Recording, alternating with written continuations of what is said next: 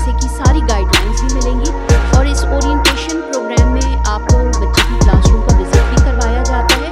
तो वो बिल्कुल और नन्हे मुन्ने बच्चे कहाँ बैठते जी हैं, कहाँ पढ़ते बिल्कुल, हैं। हर वालिदैन की ख्वाहिश होती है कि ज़ाहिर है वो उस एनवायरनमेंट को ज़रूर देखें। अस्सलामु अलैकुम रहमतुल्लाहि व बरकातुहू। मेरा नाम है अहमद समद खान और मैं लेकर आया हूँ बातों बातों की एक और बड़ी अहम एपिसोड। और आज की जो हमारी एपिसोड है वो होने जा रही है हमारे नर्सरी और प्री नर्सरी के जो एडमिशन्स इस वक्त मुकम्मल हो चुके हैं। वो तमाम बच्चे कि जिन्होंने हमारे सिस्टम के अंदर एडमिशन हासिल कर लिया है, वो वालिदैन जो अब हमारी फैमिली का पार्ट बन चुके हैं, उनके लिए कुछ हम गाइडलाइन लेकर आए हैं। और आज के इस एपिसोड में हमने अपने स्टूडियो में मैडम फरहान असलम जो कि डायरेक्टर हैं इसी सिस्टम की, और उसमें आज हमारे वालिदैन के लिए कुछ टिप्स और कुछ गाइडलाइंस जो है वो हमें बताएंगी। तो मैं उम्मीद करता हूं कि आज का ये सेशन बहुत ज़्यादा अहम होने जा रहा है। तो हम सबसे पहले आपको यहाँ पर खुशामदीद कहते हैं। अस्सलाम वालेकुम रहमतुल्लाहि व बरकातुहू। वालेकुम अस्सलाम व रहमतुल्लाहि व बरकातुहू। कैसे मैडम, आप खैरियत से हैं? अल्हम्दुलिल्लाह अहमद, मैं बिल्कुल खैरियत से हूँ। पिछले 2 ढाई महीनों से एक बड़ा तवील पूरा प्रोसेस चल रहा था, और इस प्रोसेस के अंदर पूरे असेसमेंट का और एडमिशन्स वालिदैन के जो है कैंपसेस के अंदर आने का सिलसिला और फॉर्म सबमिशन का, और फिर बिलाखिर वो मरहला जिसके लिए तमाम पेरेंट्स मुंतज़िर थे कि मेरिट लिस्ट लगेगी और हमारे बच्चों के नाम आएंगे। और अल्हम्दुलिल्लाह मैं देख रहा था कि फ़ेसबुक के ऊपर लोगों ने बड़े पैमाने पर जो है वो शेयरिंग की है, अपनी वो सेलिब्रेशन और अपनी अचीवमेंट्स अपने बच्चों की के जिनके एडमिशन इस वक्त उस्मान पब्लिक स्कूल सिस्टम में प्री नर्सरी और नर्सरी के अंदर हो गए।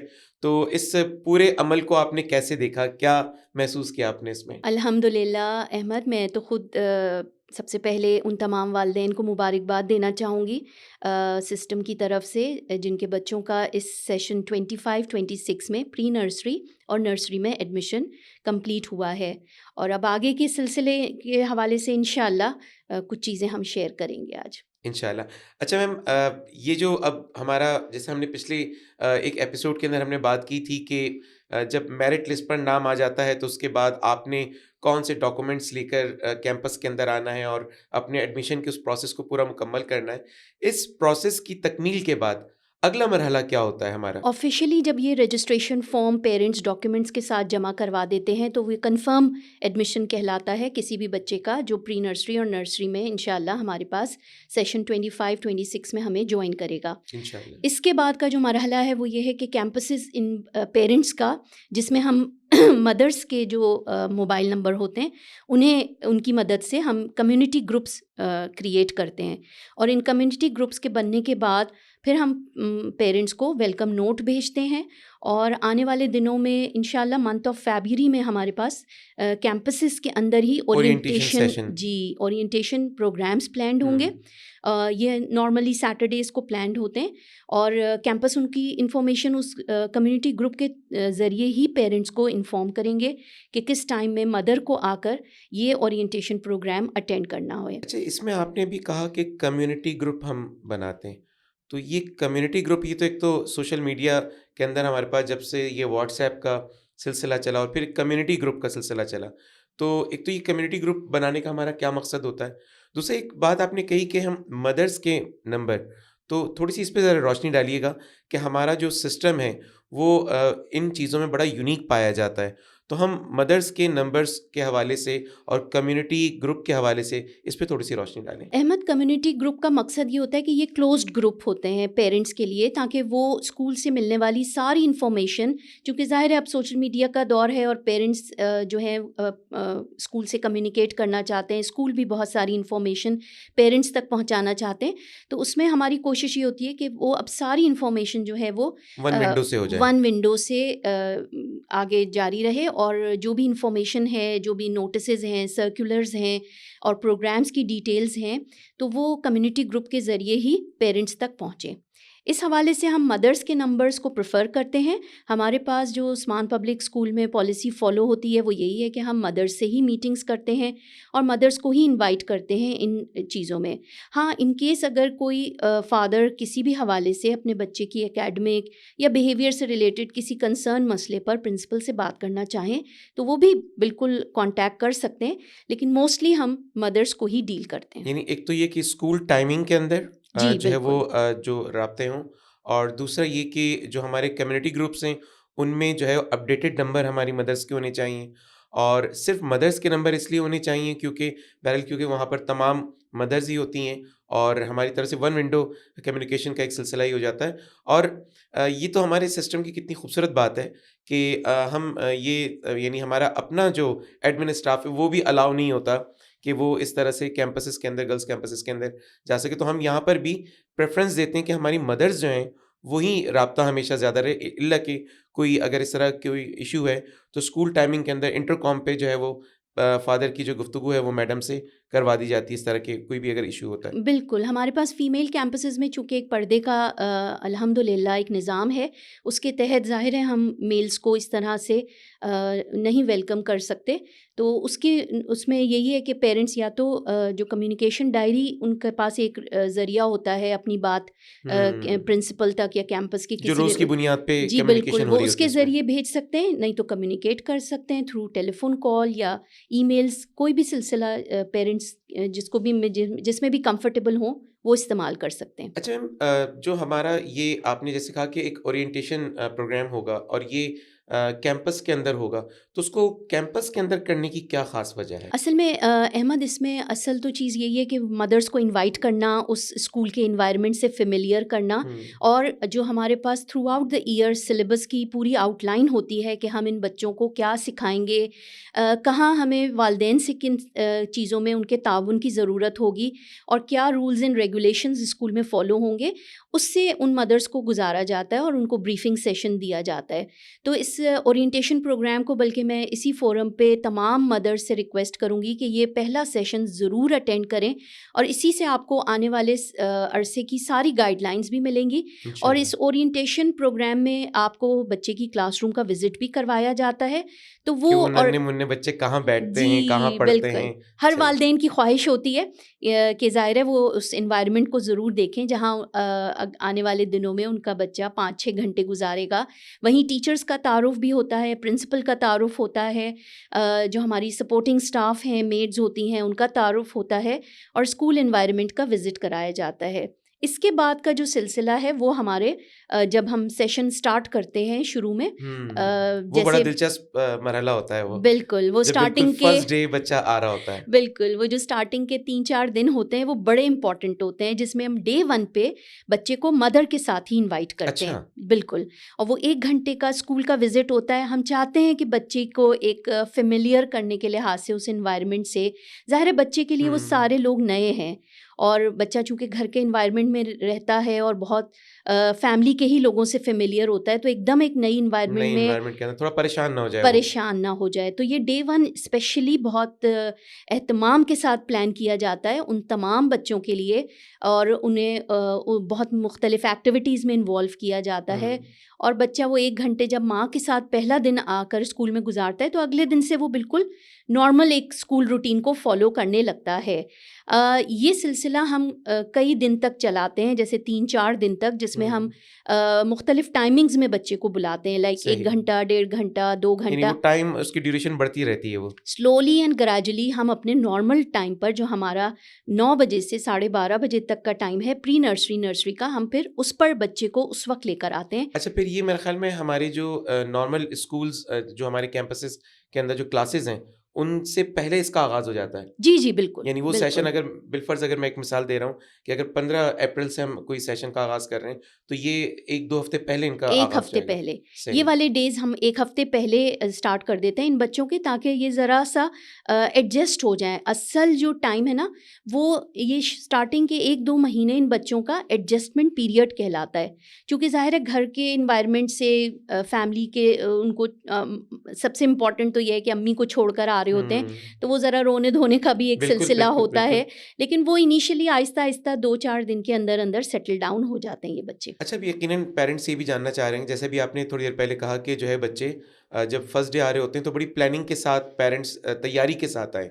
तो मदर्स उस दिन के लिए ऐसी क्या तैयारी, या उस दिन से पहले किस किस्म की तैयारी हम समझते हैं कि हमारे पेरेंट्स को अपने बच्चों को करा देनी चाहिए? अहमद, मेरी राय तो ये है कि वालिदैन अभी से ही तैयारी शुरू कर दें, और वो तैयारी क्या है कि ज़हनी तौर पर बच्चों को अब स्कूल के एनवायरनमेंट, दोस्तों से इंटरैक्शन और एक नए एनवायरनमेंट में जाने के लिहाज से उनको तैयार करें, और बताएं कि अब थोड़े दिनों के बाद, क्योंकि अब थोड़ा सा ही टाइम रह गया है, जिसके बाद फिर बच्चे स्कूल आना शुरू होंगे इंशाल्लाह। इंशाल्लाह। तो ये डिसिप्लिन करना पेरेंट्स के लिए बहुत इम्पॉर्टेंट है।